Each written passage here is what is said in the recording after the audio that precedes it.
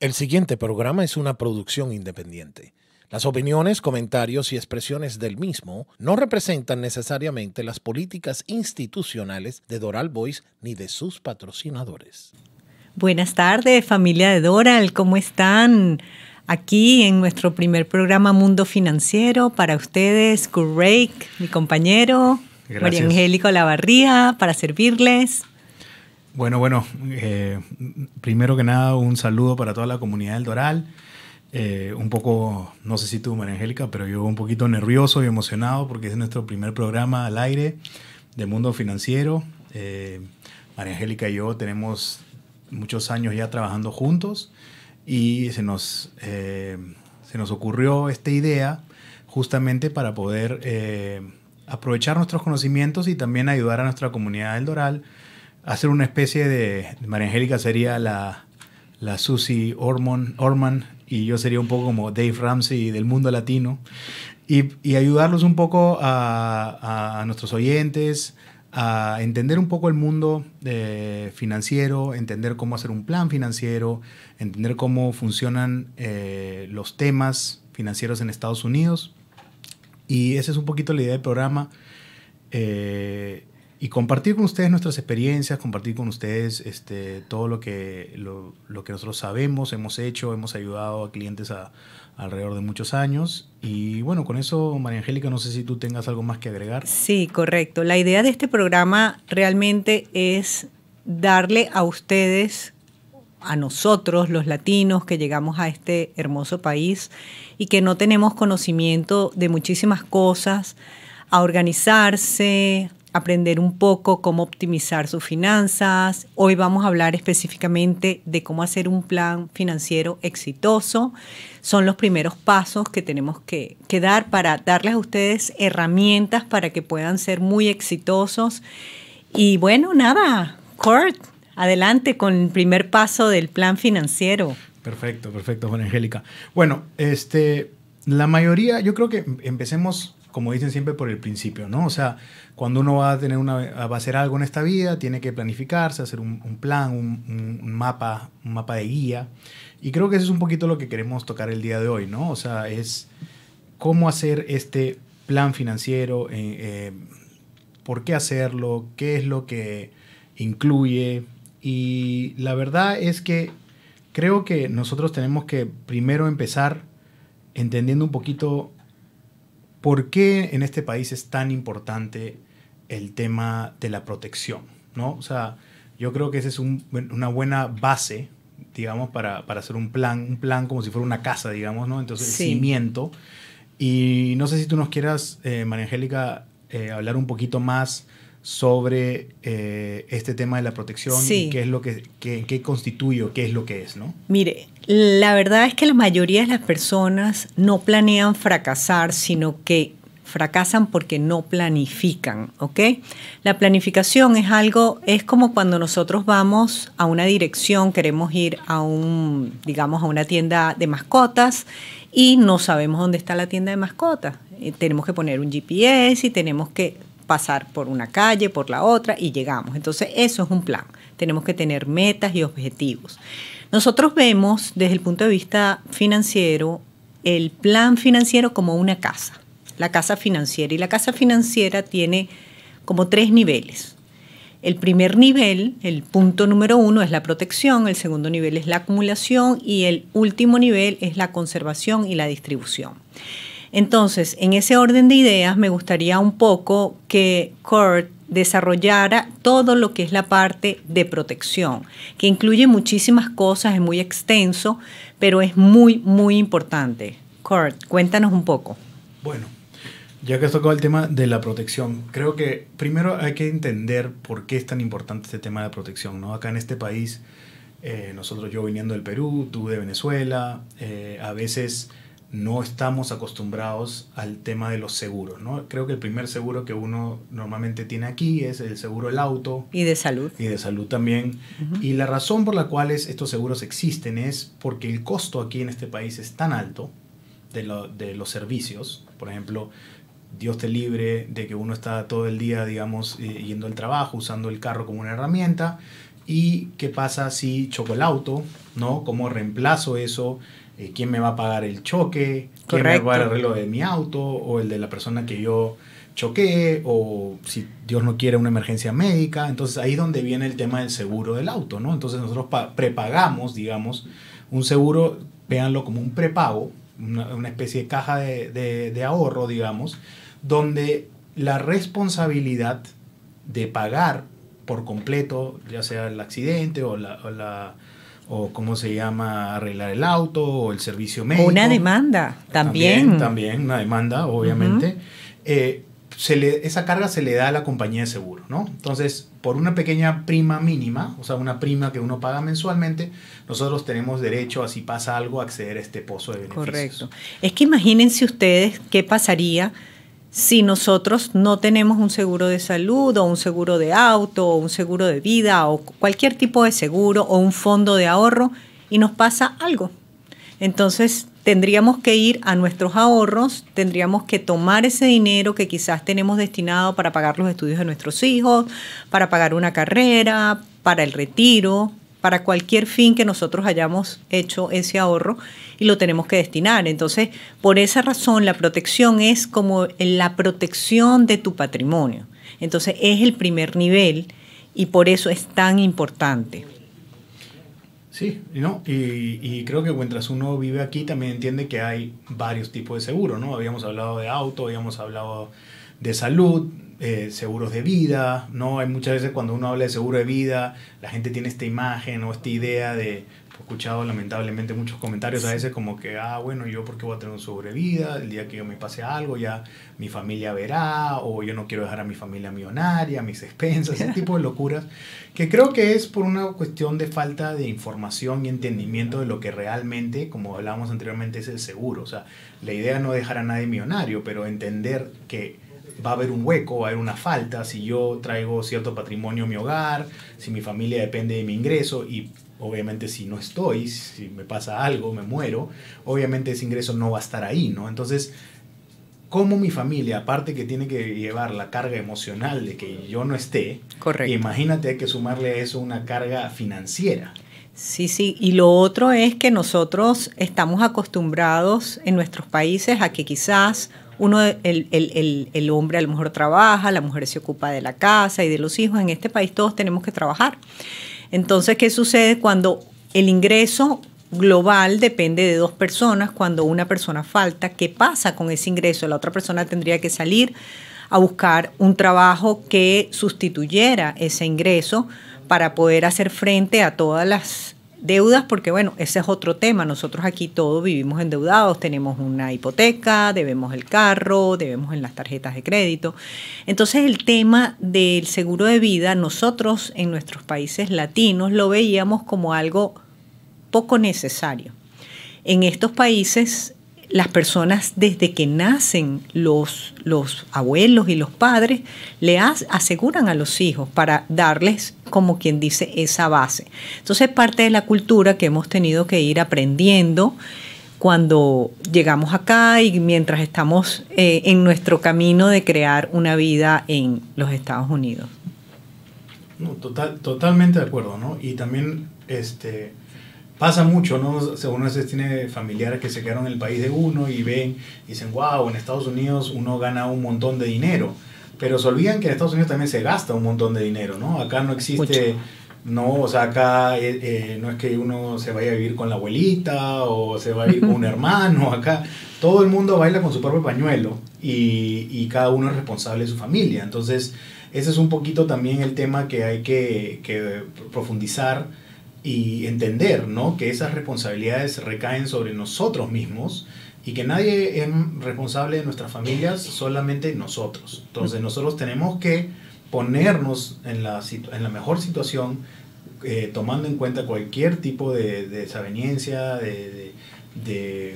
¿no? de ocurrencia que pueda pasar negativa en nuestras vidas, para que nuestra familia, si es que pasen estas cosas, están protegidas y en la mejor posición. Y ahí eso definitivamente es la palabra, ¿no? La base que habíamos hablado, la base de la protección. Correcto. Y hay una estadística importante que dice que el promedio de los estadounidenses tienen $96,000 en deudas. Si una persona fallece en este país, pues obviamente ellos heredan, los familiares heredan la deuda. Entonces, es bien importante tener esto claro. Luego vamos al segundo estadio o el segundo paso o el segundo piso, de nuestra casa financiera, que sería la acumulación. La acumulación comienza cuando nosotros comenzamos a producir dinero. Muchas veces nuestros padres o nuestros abuelos nos heredan una cantidad de dinero y ahí quizás comenzó la acumulación en esta persona. Pero realmente comienza cuando nosotros empezamos a producir, a tener income, como llamamos acá. En esa etapa de acumulación podemos pasar hasta que decidimos retirarnos. Aquí en los Estados Unidos la edad de retiro, dependiendo del año en que tú naciste, entra entre los 65 y 67 años de edad. Entonces tenemos muchísimos años de acumulación desde que salimos de la universidad, ¿verdad? Para ese propósito de acumulación. No sé si quieres agregar algo, Cor. Sí, tocando un poco en el tema de lo que hablabas hace un ratito, ¿no? O sea, en este país, y fue mi experiencia, me imagino que también la tuya, uno empieza, yo estudié aquí en la universidad, me gradué a los 22 años, y al día siguiente pues tuve que empezar a producir y pagar mis deudas y pagar mi carrera y ese tipo de cosas. Y obviamente uno empieza a producir de temprana edad, y un consejo, te lo dice una persona que ya tengo 41 años, tengo 3 hijos, que a veces uno no se da cuenta que el mejor momento para ahorrar es cuando uno es joven, porque realmente cuando uno es joven no tiene mayores responsabilidades que uno mismo, ¿no? Correcto. Entonces creo que un sano consejo para la audiencia es que entiendan y se lo comuniquen a sus hijos que el mejor momento para ahorrar es cuando uno es joven, cuando tiene menos responsabilidades, y que también es el más difícil de alguna manera porque uno recién está descubriendo tener un poco de plata, tú sabes, ¿no? Quiero ir acá, me quiero comprar esto, cosas que de repente tus padres no te podían pagar cuando eras niño, pero uno tiene que también, ¿cómo te puedo decir?, controlar esos impulsos. Hay una frase que me gusta mucho en inglés que dice pay yourself first, ¿no? Es págate primero a ti. Y págate primero a ti no es cómprate el auto que quieras, cómprate, no sé, el televisor o la computadora o el teléfono, sino es primero págate a ti, créate un fondo para ti, para tu futuro tú, y de ahí lo que quede después ya eso es un tema un poquito más personal, ¿no? De más o menos, pero yo te diría por lo menos, si se puede, unos 300, 400, 500 dólares mínimo, creo yo, como están las cosas del día de hoy, para que tú tengas esa plata futuro. Y de lo que tú ganes, sacas esa plata primero para que no te la gastes. O sea, cambiar un poco el orden de las cosas, ¿no? No gastar y después ahorrar, sino primero ahorrar y después gastar. Correcto. Entonces, lo que tú tengas, quítate la parte que vas a ahorrar primero y vive con el resto. Y si quieres, vives al día, al margen, pero ya habiendo ahorrado lo que tienes que ahorrar, porque ese es, ¿cómo te puedo decir?, la clave de la acumulación, ¿no? Sin ahorro no va a haber acumulación, solamente va a haber gasto. Correcto. Yo creo que un porcentaje que se utiliza siempre es el 10% de tu income, el cual tú deberías destinar para tener o una cuenta de inversión de ese tema vamos a hablar más a profundidad en otros programas, pero en la acumulación podemos hacer muchísimas cosas. En la etapa de acumulación podemos utilizar todo lo que es la diversificación de riesgo, que quiere decir, bueno, puedo tener una parte invertida en el stock market con cierto riesgo, otra parte en productos financieros que sean libres de riesgo, pero hay algo aún más importante en la etapa de la acumulación, que es la diversificación fiscal, que aquí se llama tax diversification.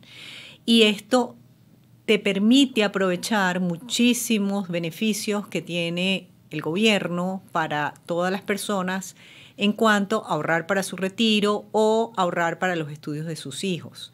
Entonces, en ese tema podemos hablarlo por encima, luego vamos a hacer algún programa que hablemos de fondos de retiro, inclusive nosotros estuvimos tratando de hablar con Marco Rubio, que nos respondió amablemente sobre algunas inquietudes que teníamos en cuanto a los fondos de retiro para los americanos, ¿ok? Entonces, en el orden de idea que estamos, tenemos que, en la etapa de acumulación, tenemos que ahorrar dinero con una diversificación de riesgo y una diversificación taxable. Y esto va a ir cambiando a lo largo de nuestra vida, porque cuando nosotros somos muy jóvenes, tenemos muchísimos años para el momento en que nosotros nos vamos a retirar. Y entonces en ese tiempo vamos a tener que necesitar dinero para comprarnos nuestra primera casa, para comprar los autos, para tener una familia, pagar los estudios de nuestros hijos.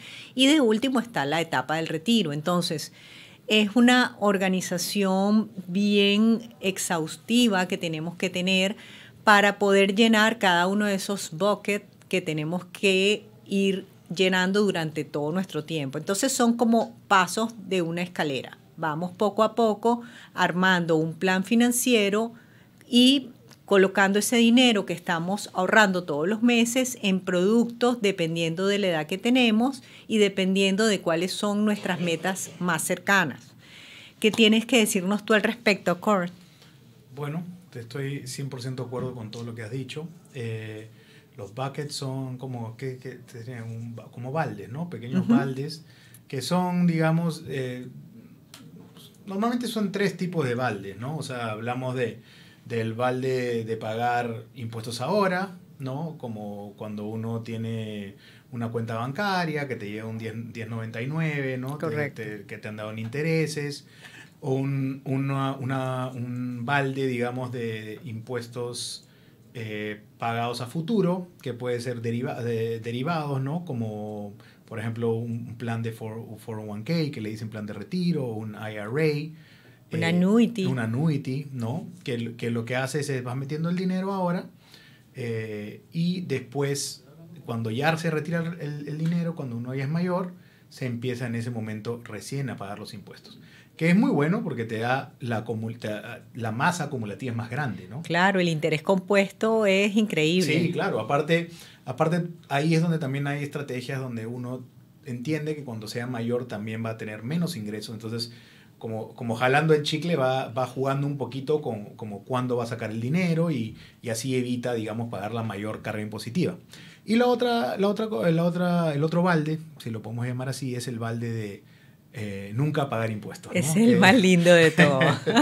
Sí, bueno, tú sabes, pero bueno, a diferencia, te voy a decir la verdad, a diferencia de Latinoamérica, por lo menos en este país uno ve que los impuestos, ¿no? Los colegios sirven, las calles también, y es importante pagar los impuestos que hay que pagar, ¿no? Pero dentro de los impuestos que hay que pagar, también obviamente hay este mecanismo de no pagar impuestos sobre ciertos productos que existen, que te dan esa facilidad. Y siempre es bueno tener también este tipo de productos digamos, en el plan financiero de uno, porque te dan la habilidad de prestarte, ¿no? Porque el no pagar impuestos está en la habilidad de poder prestarte el dinero, ¿no? Y después pasar el dinero a la siguiente generación libre de impuestos. Correcto. Sí, son estrategias que nos brinda el gobierno de los Estados Unidos. Ojo, no son cosas creadas por nadie, sino que el gobierno le da a los americanos ciertas ventanas para que puedan ahorrar o taxes diferidos o tax free, que por eso es que queremos hacer un programa especial para hablar un poco de esto, porque es bien interesante. La mayoría de las personas pasan toda su vida colocando su dinero en un investment account, en una cuenta de inversión o en el banco, y no entienden que pudiesen agregar una característica fiscal para poder lograr tener un crecimiento o tax free o taxes diferidos, y es increíble la diferencia. Completamente diferente. Totalmente, el factor multiplicador del dinero es mucho más rápido, y también tomando en consideración de que es un dinero que está creciendo por encima de una tasa normal, porque así sea el mismo nivel, es mayor porque uno no está pagando obviamente ningún tipo de impuesto sobre eso, ¿no? Y ese es un punto que, como tú bien mencionas, vamos a hablar más adelante, y son estrategias, como mencionamos nuevamente, que son 100% no son ningún truco, son cosas que existen en el mundo financiero, están avaladas por el gobierno y que se usa, digamos, como productos de legado para las siguientes generaciones que se pueden usar en vida, ¿no? Entonces, como te decía, es muy interesante lo que tú estás hablando. Creo que para nuestros oyentes también es interesante saber de la existencia de estos productos, de estas estrategias que tú has mencionado. Y creo que esto suma mucho valor a entender qué cosas hay en el sistema norteamericano, como he mencionado, que mucha gente no conoce y que por ende no aplica o no usa en sus finanzas personales. Y eso es un poquito también parte de las soluciones que queremos que nuestras personas, nuestros oyentes sepan. Y bueno, no sé si quieres mencionar, digamos, ya la última parte del techo, si quieres decir así, de nuestra casita financiera, como le hemos llamado. Así es, así es. Bueno, una vez nosotros acumulamos el dinero durante todo ese periodo larguísimo y hermoso de tiempo donde somos productivos, pues obviamente queremos retirarnos. Cuando una persona se acerca a su edad de retiro, y la edad de retiro es muy relativa, es decir, cada quien puede escoger cuándo retirarse, porque el IRS, por ejemplo, para personas de la edad de Kurt y mía, nuestra full edad de retiro son 67 años. Entonces, ¿qué sucede? Cuando tú vas a pedir el Social Security, que es uno de los ingresos pasivos que vamos a tener cuando seamos mayores, pues si nosotros decidimos retirarnos un año después a los 68, 69, 70, el IRS te va a dar un 8% más. Entonces es allí donde uno dice, ok, ¿de dónde saco el dinero para retirarme antes y no tener que esperar tanto tiempo? A lo mejor se quieren retirar a los 65, a los 62, dependiendo. Entonces, después de que ustedes acumularon esa cantidad de dinero, obviamente, los riesgos que se asumen cuando uno es muy joven son mucho mayores. A medida que uno va madurando y va creciendo y somos un poquito mayores, los riesgos van cambiando. Entonces, por ejemplo, una cartera, por decir cualquier cosa, de una persona muy joven puede ser 20% en instrumentos libres de riesgo y un 70 o un 80% en el stock market. Pero ya cuando nosotros nos vamos a retirar, tenemos que realocar todas esas inversiones que hicimos en inversiones más conservadoras. ¿Por qué? Porque esa etapa se llama conservación y distribución. ¿Qué quiere decir? Vamos a conservar el patrimonio que logramos hacer durante todos nuestros años de productividad y luego vamos a empezar a distribuirlo con unas mensualidades. Cuando nosotros llegamos a la etapa de conservación y de distribución, deberíamos tener varias entradas pasivas. ¿Qué significan entradas pasivas? Entradas que nosotros construimos durante nuestra vida trabajando y que nos van a proporcionar un income. Tenemos el Social Security, las personas que trabajan para compañías y le dan 401k, las personas que no tienen la capacidad o que los empleadores o son self-employed pueden tener un IRA, un Roth IRA, un SEP IRA. Para compañías también existen otros que no son el 401k, que es el Simple IRA. Esos son ingresos pasivos. Luego puedes tener el alquiler de algún inmueble, puedes tener también un annuity, puedes tener el cash value de tus pólizas de vida. ¿Qué más? Recuérdame si se me pasa algún otro income pasivo, Kurt. Creo que los han mencionado todos. Y que tengas algún income de algún negocio sí, que claro, un tengas. negocio privado. Correcto. Para la audiencia, IRA es Independent Retirement Account, o sea, cuenta de retiro independiente. Son para los trabajadores independientes o que tienen una empresa, ¿no? Es una cuenta que se puede crear, cualquiera la puede crear. Y te permite, dependiendo del tipo de cuenta, tú mencionaste un Simple IRA, mencionaste un Traditional IRA o un SEP IRA, va cambiando un poquito cuánto es que uno puede meter al año, pero es una cantidad, digamos, limitada, no es ilimitada. Es una cantidad limitada que te permite el gobierno de meter dinero, digamos, antes de impuestos, Uh-huh. que también es algo súper bueno porque te ayuda a deducir tu carga impositiva. Correcto. O sea, te baja, digamos, es plata que está a tu nombre, pero que no la puedes tocar hasta que tengas 59 años y medio. Ese es parte del trato con el gobierno, pero el gobierno la saca de tu carga impositiva y va creciendo. Y como realmente nunca llegó a tus manos, nunca pagas impuestos hasta que recibas ese dinero. Entonces, tu carga impositiva, si por decirte un ejemplo, van unos $100,000 y mete $10,000 a uno de estos vehículos, creo que 7 ahorita este año, el máximo. 7,500 para mayores de 50 años y 6,500 para menores de... Pero esos son los individuales. Ese es individual, es el traditional IRA. Correcto. Pero ese monto uno lo puede deducir de su carga impositiva del año y te puede ayudar obviamente a pagar menos impuestos. De repente te baja de tax bracket, no sé, o sea, te ayuda definitivamente a sacar esa plata, no pagas impuestos y como te digo, es una plata que tienes el día de mañana.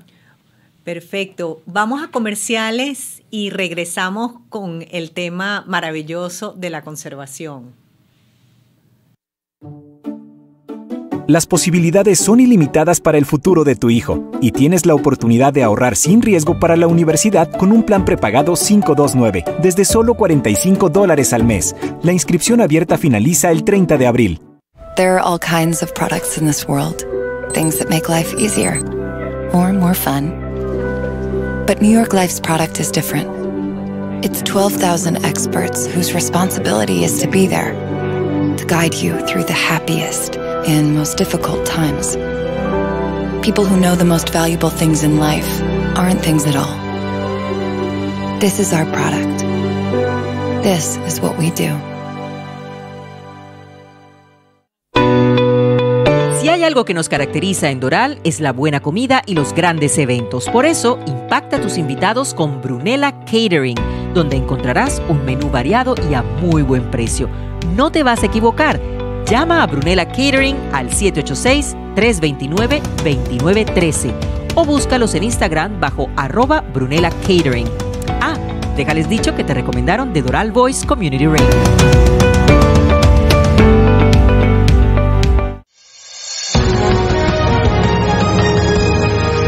El Venezolano News, decano del periodismo de primera por más de 30 años en el sur de la Florida. Búscalos semanalmente en múltiples puntos de Doral o visítalos en su página web elvenezolanonews.com. En tiempos difíciles, una celebración puede ser bien costosa. Eternity Events te puede ayudar a decorar y preparar tus fiestas con excelencia y calidad. Llámate a Valentina al 786-991-3967 o búscalos en las redes sociales bajo Eternity Events para que puedas ver la calidad de los eventos que Eternity Events ofrece.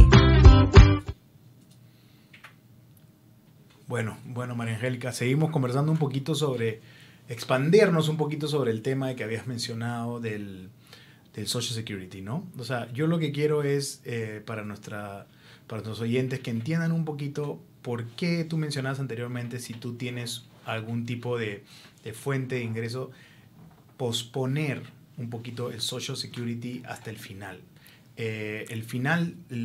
¿Cómo funciona el Social Security? Tú hablabas, dependiendo del año que uno nazca, creo que para nosotros ya es 67, antes sí, era 65.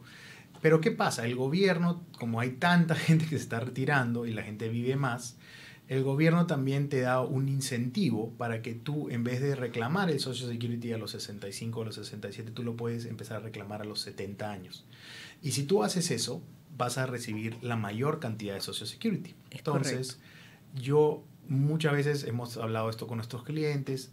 Es importante siempre y cuando uno tenga los medios, porque hay gente que lamentablemente necesita cada dólar, ¿no? Pero esa es un poquito la idea del plan financiero de hoy, preparar a la gente para que no sea el caso. ¿Y qué pasa cuando uno se retira con el Social Security? ¿Qué pasa cuando uno lo toma a los 70 años? Lo maximiza. Y como el Social Security es para toda la vida, cada vez, y eso lo tratamos de hablar siempre con los clientes, ¿no? Cuando uno lo toma a los 70 años, te dan la mayor cantidad del Social Security, pero el Social Security es para toda la vida, hasta que uno se muera. Es así. Entonces uno, cuando lo toma el máximo, sabe que va a tener el máximo siempre. Porque si tú lo tomas a los 67 años, no, te van a pagar lo que te van a pagar y eso es para siempre. No es que te... Bueno, sí es verdad, a veces te lo cambian por la inflación. Hay un aumento de inflación. Sí, por inflación y cosas lo ajustan, pero digamos va a ser ajustado por eso y todas las cantidades van a ser ajustadas por eso. Pero no es que te van a subir, digamos, el monto, ¿no? Es basado en el costo de vida. es así. Pero si uno lo toma a los 70 años, es el máximo que uno puede tomar. Y yo creo que siempre, si uno puede, vale la pena. Entonces ahí es donde entran todos estos otros mecanismos que hablábamos del IRA, del 401k, de las annuities, ¿no? Que te ayuda de repente en ese momento a postergar un poquito eso, y obviamente es algo que la verdad que si uno lo puede hacer vale la pena full, ¿no? Es correcto. Cada año que uno retrasa el retiro te dan 8% más. Eso es importante. Si la persona quisiera retirarse a los 62 años, lo puede hacer, pero le van a pagar 24% menos. Entonces, 62, 24% menos, 67 en el caso de nosotros, el full retiro, el full monto de retiro, dependiendo de lo que tú cotizaste, y luego por cada año que lo retrasas hasta los 70 años, que serían un 24% más, 8, 8 y 8. Entonces, nosotros queremos educarlos y hacerlos entender que cuando estamos en la edad de conservación y de distribución, podemos utilizar dinero que ya hemos ahorrado anteriormente también para el retiro, con ese fin, y posteriormente cuando llegamos a la edad óptima, que serían los 70 años, obviamente, para poder aprovecharlo al máximo, entonces podemos comenzar a distribuir ese dinero. Todo esto que hemos hablado hoy, yo sé que es un material denso, hay muchísimas cosas que vamos a explicar en otros programas o que vamos a profundizar en otros programas referente a la parte del retiro, porque es muy importante empezar desde muy jóvenes con el tema del retiro. Nosotros y Kurt y yo hemos oído muchísimos jóvenes, sobre todo nosotros los latinos, que no estamos acostumbrados a ahorrar desde tan jóvenes para cuando tengamos 65 o 70 años. Las personas lo ven así como, wow, es demasiado, pero no tienen idea de lo que pueden lograr si comienzan con muy poco desde jóvenes. Y allí es en donde está la planificación, porque no solamente necesitamos dinero para comprarnos una casa y poner una inicial para comprar una casa y para comprar carros. Nosotros necesitamos que no ser una carga para nuestros hijos, y eso es importantísimo. Yo no sé cómo lo ves tú, pero a mí eso me preocupa. No, a mí te soy muy sincero, nos ha pasado, o sea, a veces nos reunimos con clientes que quieren empezar a hacer cosas ya mayores, por decirlo, ¿no? Y lamentablemente el tiempo es extremo, ¿no? O es tu mejor amigo o es tu peor enemigo. Correcto. Entonces, eso es un tema a veces duro en esta industria, en lo que nosotros hacemos, porque a veces nos juntamos con gente que recién aprende la lección ya de mayor, y obviamente así uno ahorre, ¿no? Tiene que ahorrar mucho dinero para compensar por todos los años que no lo hizo. Sí. Entonces, si uno realmente empieza temprano, uno realmente tiene, como regresando a la base de la casa, sus protecciones listas, si uno acumula lo que tiene que acumular en la etapa de acumulación que hablamos al principio, no digamos que digamos el cuerpo, por decir la estructura de la casa, entonces las cosas van a salir mucho mejor, porque lamentablemente, sobre todo creo yo, en la época, en los tiempos que vivimos, que hay mucha incertidumbre, ¿no? Cuando uno está invertido en vehículos, como tú hablaste del stock market, de la bolsa de valores, a veces hay años malos y hay años buenísimos. Entonces uno también tiene que dejarle, las inversiones necesitan tiempo. Las inversiones madurar. Necesitan madurar. Eso es como las Correcto. personas. Como igual, las personas. igual. Que las personas, ¿no? O sea, yo creo que eso es. Las inversiones necesitan madurar y necesitas estar invertido en cosas buenas, de valor. Pero no asustarte, ¿no? No asustarte cuando las cosas están yendo un poquito mal, porque tú no necesitas ese dinero ahorita. Lo vas a necesitar, digamos, si uno empieza temprano, en 10, 15, 20 años, 30 años, en el mejor de los casos. Y entonces en ese interín de tiempo las cosas van a empezar a corregirse, si estás en algo bueno. Por eso es tan importante estar en inversiones que son con buenas compañías, manejadas por gente seria. Correcto. No, siempre es importante eso más que nada, ¿no? Estar en cosas, invertir con con vehículos que son gente pues que sabe lo que está haciendo, Sí. ¿no? Yo creo que para invertir hay que tener inteligencia emocional, definitivamente. Porque ¿qué pasa?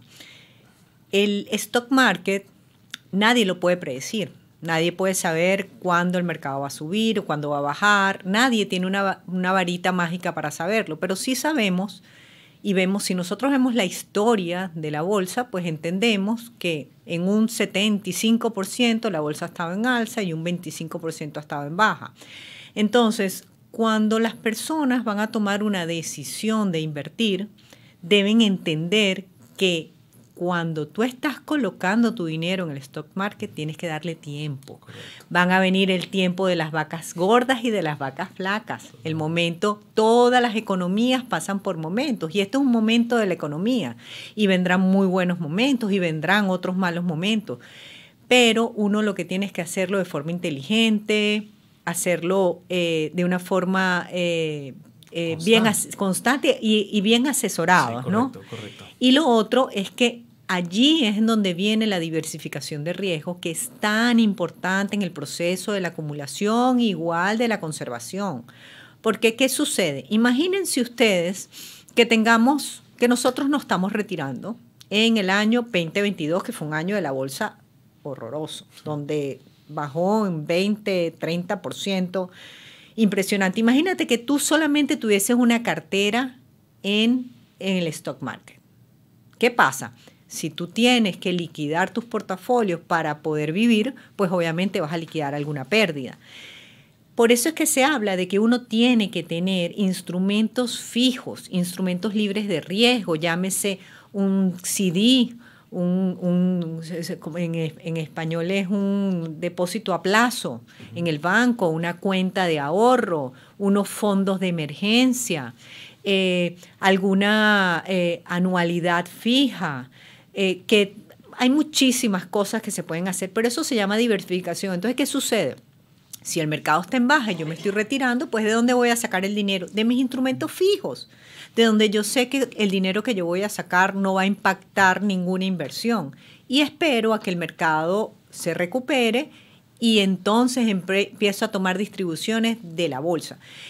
El tema es que no podemos satanizar el tema de las inversiones, solo tenemos que ser muy conscientes y tenemos que estar informados. Y esa es nuestra labor, ¿verdad, Kurt? Sí, totalmente. Y como dices tú, o sea, tienes que tener la bolsa, la stock market se considera una inversión variable, ¿no? Así se le llama variable porque baja y sube, ¿no? Claro. Y tienes inversiones que son fijas, como bien hablaste, puede ser un CD del banco a 1 año, a 2, a 3, puede ser un annuity, pero lo que esto te garantiza, estas inversiones fijas, es que tu portafolio siempre está estable, ¿no? Hay mucha gente que a veces, vale, en verdad, es la codicia, nos gana un poco, ¿no? Decir, oye, pero ¿por qué me estás pagando tan poco si en la bolsa escuchas a alguien decir que en la bolsa? Y que es cierto, pero como te digo, o sea, uno tiene que saber disipar y como dices tú, o sea, ¿no? Lo que le dicen risk management, sí, ¿no? O sea, jugar un poquito con el riesgo. Entonces, sí, es súper importante y nosotros trabajamos en esta industria y creemos 100% en los fundamentos de la bolsa y que es una gran inversión, pero también teniendo para nuestros clientes inversiones que están, digamos, constantes, cero riesgo, garantizadas ya sea por el banco o por una empresa de seguro, lo que fuese, ¿no? En los annuities en este caso, en el caso de los bancos los CDs, ¿no? Y que tú sabes que tu plata está ahí, ¿no? O sea, y eso te ayuda por, como dices tú, una emergencia. Me tocó un año, pues, digamos, donde mis inversiones variables no están haciendo tan bien, entonces agarro de mi pozo fijo y no afecto. Y dejo que mis inversiones variables se recuperen. Y cuando se recuperan las vendo y las paso nuevamente a la parte fija y rebalanceo, lo que se llama famosamente rebalancear el portafolio, ¿no? O sea, cuando la gente escucha ese término rebalancing, ¿no? Eso es que uno va dándole un poco de ¿cuál sería la palabra? Quítame la palabra. De estabilidad. Exacto. De estabilidad, exacto. Sí, correcto. De forma. De forma, sí, forma, ¿no? Y estabilidad. Correcto, al portafolio y Y como tú bien lo decías, ¿no? O sea, este es un juego, si lo quieres ver, no sé, la palabra juego suena un poco negativa, pero es un poco entender, ¿no? Ahí es donde entra la asesoría financiera, ahí es donde entra un profesional, una persona que se dedica, una persona que tiene una trayectoria, una persona que sabe lo que está haciendo, porque también es un poco así, ¿no? O sea, un poco zapatero su zapato, ¿no? O sea, Sí. yo no... hay gente que me dice, no, yo invierto en bolsa por mi cuenta. Yo siempre le digo, bueno, me parece genial, me parece muy bien, eso es como una timba o un hobby, pero eso realmente no lo veo yo como una manera seria de hacerlo, porque uno siempre necesita asesoría de gente que hace lo que hace y que sabe lo que está haciendo y tiene acceso a los instrumentos, porque como hablamos un rato, o sea, hay inversiones y hay inversiones. Hay compañías y hay compañías. Entonces uno tiene que ver con quién está asesorando, quién lo está asesorando, que es una persona de confianza, una persona con trayectoria, una persona íntegra, porque Correcto. eso también es muy importante. O sea, uno está asumiendo la responsabilidad del futuro de otra persona. Poniendo en las manos de otra persona, es correcto. una gran responsabilidad, ¿no? Sí. Entonces hay que ver con quién uno lo hace. Es importante. Correcto. Otra cosa que yo quería compartir con ustedes una historia, porque el tema de hoy es cómo hacer un plan financiero. Y yo hace muchísimos años, estaba yo muy joven y estaba ingresando en la banca en ese momento, mi jefe me mandó a un curso que se llamaba Inteligencia Emocional y Liderazgo con Daniel Giladi. Daniel Giladi es un americano exveterano que sus cursos eran excelentes y se daban en una universidad muy prestigiosa en mi país. Yo fui un poquito a regañadientes porque tenía mucho trabajo y la verdad es que en la banca se trabaja mucho. Y fui al curso y salí. Ese curso cambió mi vida, la verdad. Cambió mi vida por completo. Yo aprendí en ese curso algo que aplico desde ese momento, y te estoy hablando hace más de 20 años, o 20 años más o menos, hasta la fecha, es en hacer un plan de vida.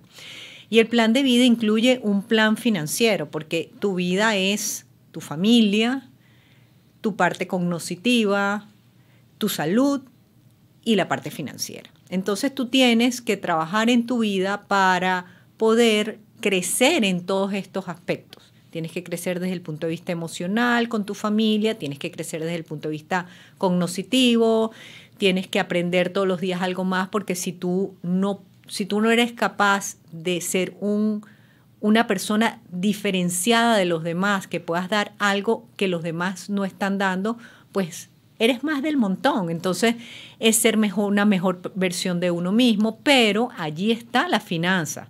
Entonces ustedes, mi recomendación es que se sienten y piensen dónde están y dónde quieren llegar.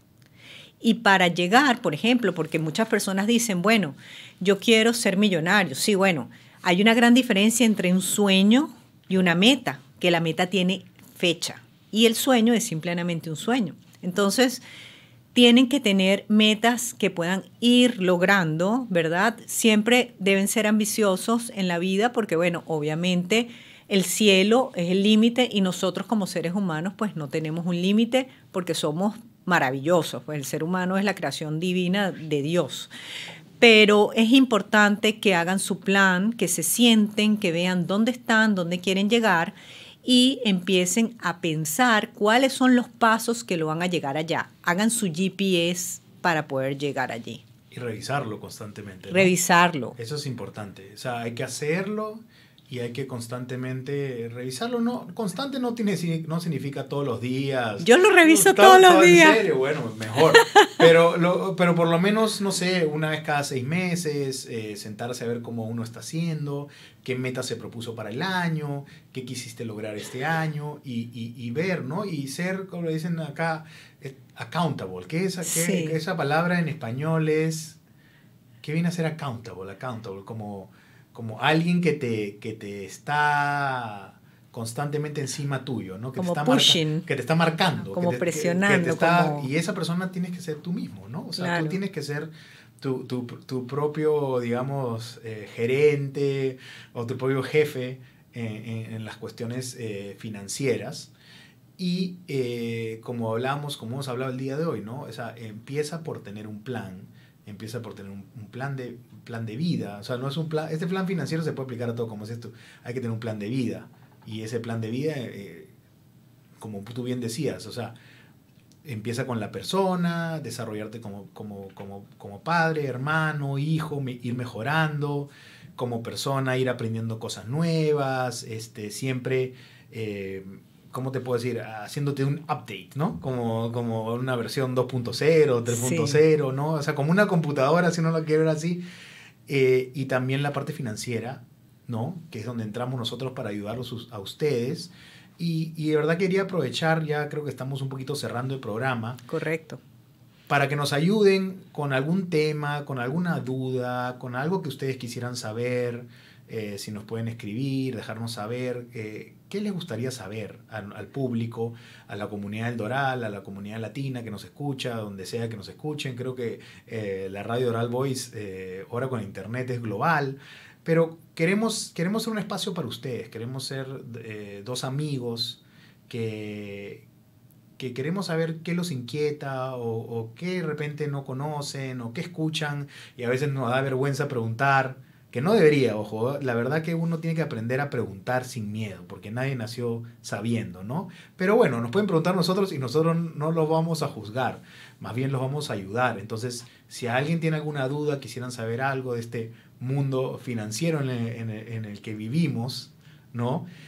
Por favor, María Angélica y yo los vamos a ayudar siempre en lo que podamos y guiarlos. Y bueno, María Angélica, te dejo que tú cierres ya el programa oficialmente, nuestro primer programa. Estoy, la verdad, entre nervioso y muy contento, la verdad, de cumplir este sueño, de poder ayudar, de poder compartir, de sentirme útil. Yo creo que tú también, el sentirse útil es importante, pero adelante. Es correcto.